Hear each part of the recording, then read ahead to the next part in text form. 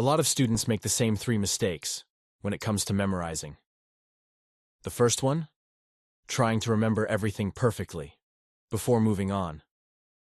Like writing a new word 10 times until it sticks before learning the next one. Or memorizing a short answer question, word for word, before even looking at the next. It feels like a solid method, but honestly, it wastes time and energy, and it doesn't work that well. The second mistake? Sticking to a rigid study plan. For example, you've got 500 words to learn in 10 days, so you do 50 per day. Sounds logical, right? But in reality, you forget half of what you learned the day before. Then you're stuck thinking, should I review what I've already learned, or keep moving forward? You go back and forth, feel stressed, and make no real progress. The third mistake? Treating all content equally. You study every single part with the same amount of energy, from beginning to end, no matter how hard or easy it is. It looks like you're being super focused, but in the end, the easy parts stick, and the hard parts still don't. So you keep remembering the first chapters, over and over again. To solve these problems, we need to understand how memory really works. Our brains don't prioritize things that only show up once. They prioritize things that come back again and again. That's why the key to effective memorization is something called spaced repetition. Now, a lot of students love using colors, highlighting, underlining, drawing diagrams. But no matter how pretty your notes are, if you don't come back to them later, you'll still forget. It's just like charging your phone.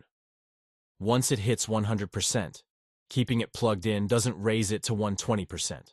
And as soon as you unplug it, the battery starts to drain. Memory works the same way. As soon as you close your book, your brain starts to forget. But here's the twist. Forgetting isn't bad. In fact, forgetting is part of how we remember. When you forget a little, and then try to recall it, your brain works harder, and that strengthens the memory. The more effort it takes to recall something, the stronger the connection becomes. So instead of fearing forgetfulness, learn to use it to your advantage. Now you might be wondering, how often should I review? There's no perfect number for everyone, but here's a rough idea. If your exam is a month away, review every 3 to 5 days. If it's a week away, review every day. And if it's tomorrow, well, don't stop now. But here's the real trick. Don't split your time equally between topics. Split it based on how well you remember.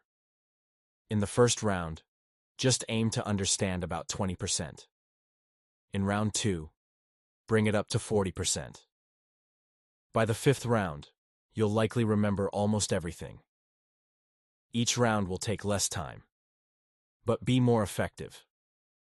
When studying long texts, don't try to memorize everything at once.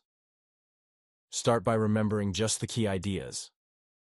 Next time, add some details. Then start connecting the dots, little by little, like small meals throughout the day. Now remember, not all information sticks the same way. Some words you'll remember after 2 tries. Others might take 10. That's totally normal. Adjust your review time based on how hard it is to remember each one. Here's a simple method to try. The triangle system. Cover the answer and try to recall it. If you can't remember, draw an empty triangle. If you get it right, fill the triangle in. The more solid triangles you have, the stronger your memory. And once something is locked in 100%, cross it off your list. No need to keep reviewing it. In the end, repetition builds memory. But spaced repetition is what makes it stick.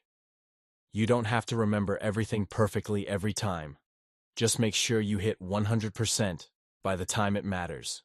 Use forgetting wisely. Let your brain do its job.